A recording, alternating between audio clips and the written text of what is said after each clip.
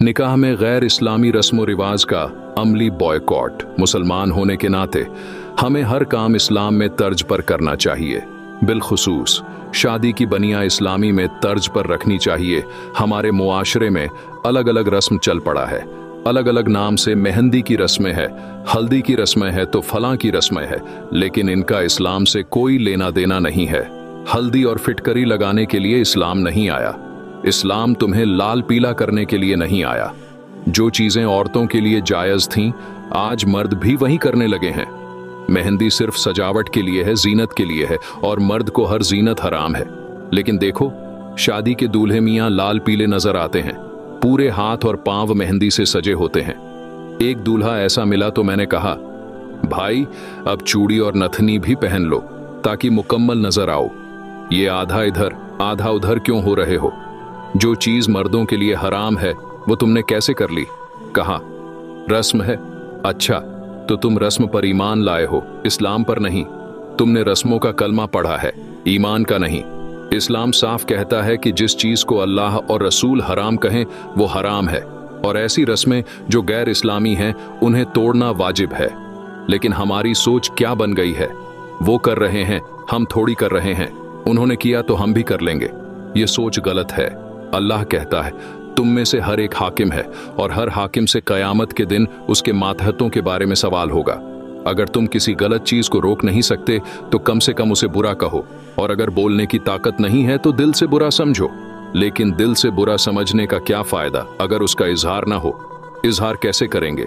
जब बुराई हो रही हो तो बायकॉट करो। उनकी दावत में मत जाओ, उनका खाना मत खाओ, शादी में मत जाओ। पूछें क्यों नहीं आए तो साफ कहो नाजायज और हराम रस्में हो रही थीं, इसलिए। यही तो कम से कम नाराजगी का इजहार है। लेकिन आज हमारा हाल क्या है?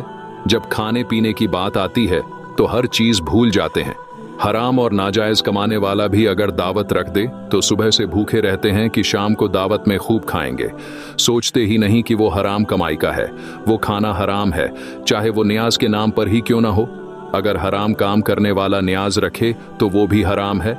अल्लाह ने साफ कहा है, जो हराम कमाई से खाया जाएगा वो हराम ही है, और एक हराम का निवाला 40 दिन की इबादत का नूर मिटा देता है। सोचो, अगर पेट भर के खाओगे तो क्या होगा?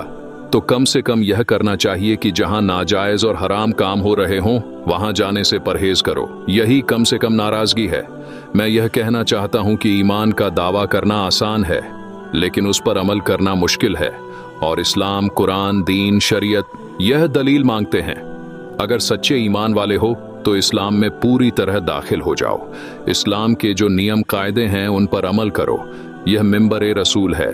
यहाँ बैठकर ऐसी बातें कही जानी चाहिए जो समाज में असर डालें।